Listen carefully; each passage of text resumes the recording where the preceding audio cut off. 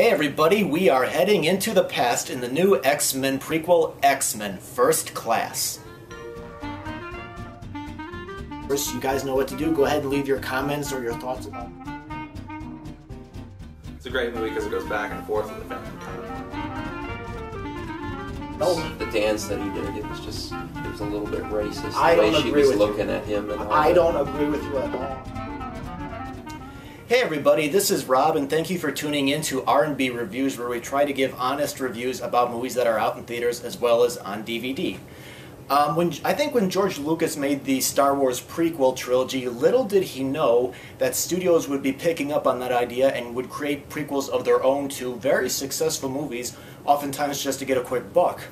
But I think in the case of X-Men First Class, I don't think that it's the case at all. It does seem like an effort was put into this movie with the story and the direction and the acting, and I think it's definitely much better than the previous prequel, Wolverine.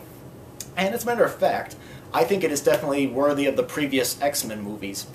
First off, I really like the backstory that we get here with Charles Xavier and Eric Lee Sayre, who is also Magneto. Sorry if I mispronounced his last name, I apologize. But the difference, I think, what I liked about the movie was the difference. We get to see the difference between these two characters and the philosophy that would develop in the later films. You know, Eric was in a concentration camp and he sees the bitterness of the humans, while Xavier, who is growing up in an upper-class home, he can't help but see the goodness in people. First Class, it kind of reminded me of a lot of the other X-Men films. I think it started out with all these different, plots going on, and each one's trying to grab your attention and be the center of the story, and there's just so much going on, and it can be a little bit unfocused, kind of like the first film, but then things slow down, and it allows a lot of the drama and the character development to take over, kind of like in the second and in the third film. The movie, it's not really an action movie per se. I think fans of the genre will probably be disappointed that the biggest battle happens later on. It's definitely more of a character-driven movie, and it's not really all about the action, thankfully. The movie, I thought, did a real good job at recreating 1962.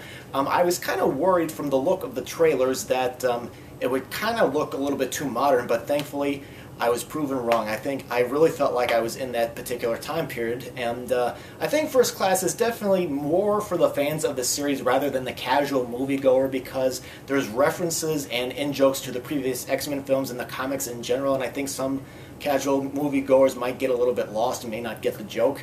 And I think all the acting for the most part was pretty good, except for Emma Frost, who can crystallize herself. She was played by January Jones, and she looked like she was just, I don't know, she was just, reading her lines while everybody else in the movie was basically putting in more of an effort into their performances.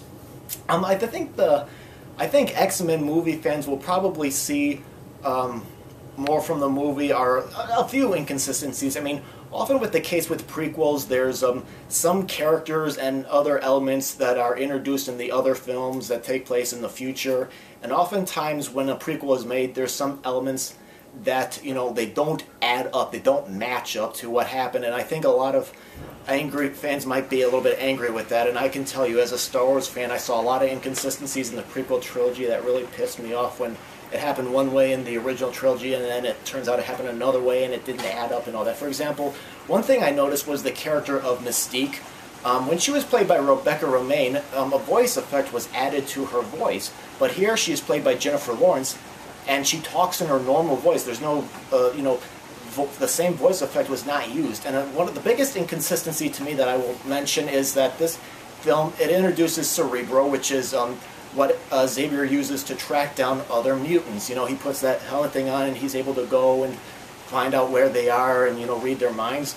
Well, throughout those films, Xavier kept saying, oh, me and Magneto, we built this thing together.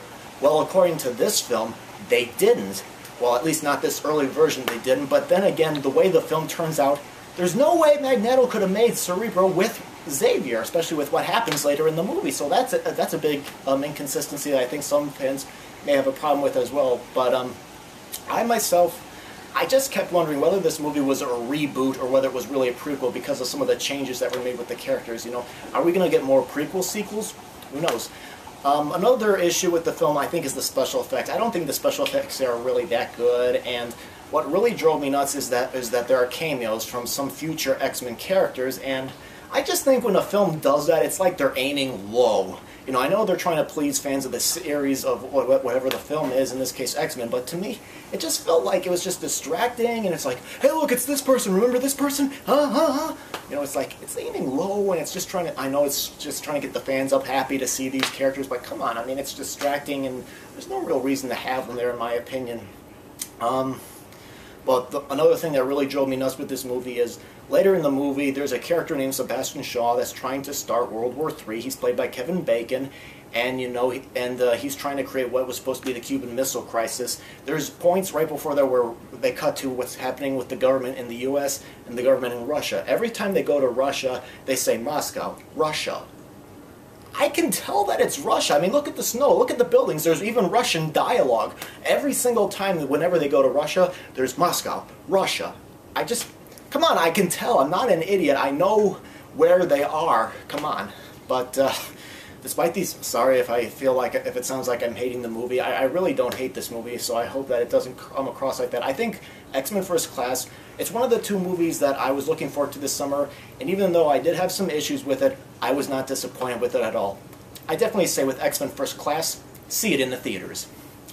Okay, well that's my review for X-Men First Class, and feel free to leave any comments about the movie if you have seen it or about this video. I would greatly appreciate it, so thank you very much for watching.